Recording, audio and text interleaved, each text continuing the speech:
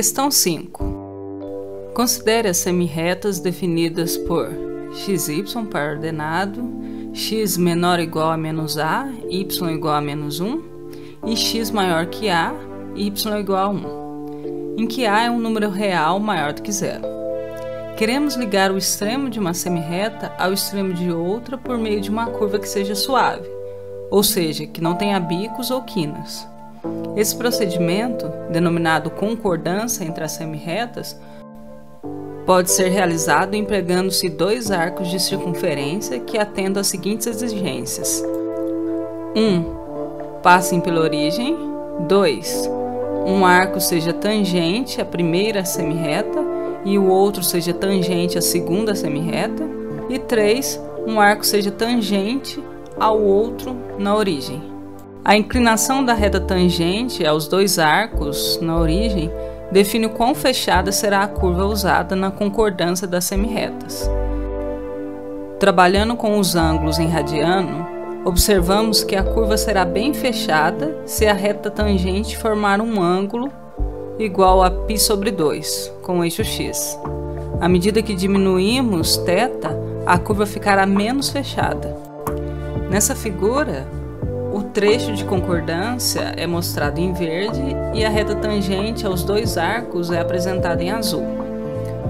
Observe que a concordância é obtida usando-se dois arcos congruentes, de modo que a análise feita para o arco direito pode ser facilmente estendida ao arco esquerdo. Repare ainda que o valor de A depende do ângulo θ empregado.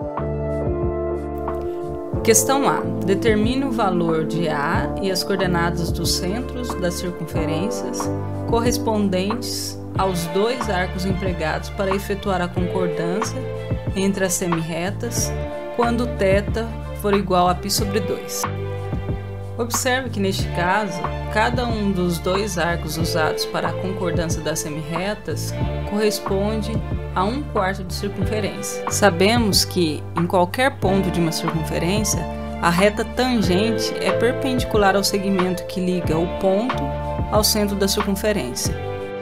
Sendo assim, o centro associado ao arco que está à direita do eixo y deve estar na interseção da reta horizontal, que passa pela origem, o eixo x, com a reta vertical, que passa pelo ponto A1. Essa interseção se dá no ponto A0, em que A é maior do que zero. Além disso, sabemos que todos os pontos de uma circunferência estão a uma mesma distância do seu centro. Logo, o ponto A0 deve estar à mesma distância da origem e do ponto A1. Ou seja, podemos escrever a seguinte igualdade.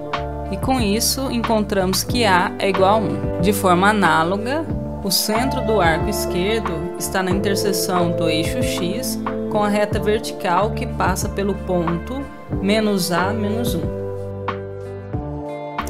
Assim, o centro está localizado no ponto -a, 0, ou seja, no ponto de coordenadas -1, 0. Questão B. Determina o valor de A e as coordenadas dos centros das circunferências correspondente aos dois arcos empregados para efetuar a concordância entre as semirretas para um ângulo θ menor do que π/2. Observe a figura apresentada. O ponto C de coordenadas xc, yc é o centro da circunferência associada ao arco. Sabemos que o arco de circunferência é tangente à reta R1, y igual a 1, bem como a reta R2, que passa pela origem e faz um ângulo θ com o eixo x, a reta em azul na figura.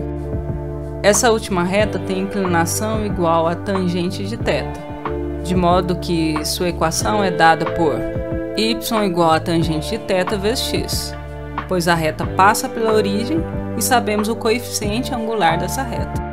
O centro C pertence à reta perpendicular a R1, assim C deve estar sobre a reta vertical S1, x igual a A. Concluímos, portanto, que o x do centro é igual a A. De forma análoga, C pertence à reta perpendicular a R2 na origem. A inclinação dessa reta, que denominaremos S2, é dada por... e sua equação é logo y do centro é igual a menos cotangente de θ vezes x do centro, ou seja, é igual a menos a vezes cotangente de θ. Resta-nos determinar o valor de A. Para isso, devemos considerar que o centro C está a uma mesma distância dos dois pontos de tangência, origem e ponto A1. Para simplificar as contas, igualamos os quadrados das duas distâncias, temos, portanto, uma equação quadrática em A. O discriminante dessa equação é... E aplicando a fórmula de Bhaskara, encontramos que A é igual a cotangente de θ mais ou menos cossecante de θ. Note na fórmula acima que consideramos θ menor do que π sobre 2. Desse modo, o cossecante de θ é maior do que zero. Vamos reescrever essa fórmula usando seno e cosseno. Assim, sabendo que cotangente é 1 sobre tangente e cossecante é 1 sobre seno, A é igual a cosseno de θ sobre seno de θ mais ou menos 1 sobre seno de θ. Ou seja, A é igual a cosseno de θ mais ou menos 1 sobre seno de θ. Finalmente, levando em conta que A é maior do que zero, pois estamos considerando o trecho à direita do eixo y, chegamos que x do centro, que é igual a A, é igual a 1 mais cosseno θ sobre seno θ. E y do centro, que é igual a menos A vezes cotangente θ, é igual a menos cosseno θ sobre 1 menos cosseno θ. Para determinar as coordenadas do ponto E, o centro do arco esquerdo da concordância, consideramos que a curva é simétrica em relação à origem, de modo que XE é igual a menos x do centro e YE é igual a menos y do centro. Ou seja, XE é igual a menos A e YE é igual a A vezes cotangente de θ. Questão C. Suponha que tenhamos definido Cθ como o comprimento do trecho de concordância entre as semirretas em função do ângulo θ. Determina a expressão de Cθ. O comprimento do trecho de concordância entre as semirretas é a soma dos comprimentos dos dois arcos empregados. Como esses arcos são congruentes, vamos calcular apenas o comprimento do trecho direito, que denominaremos por SD. Para tanto, devemos observar que, dada a perpendicularidade entre a reta tangente aos dois arcos e o segmento que liga a origem ao ponto C, o ângulo central associado ao arco também mede θ.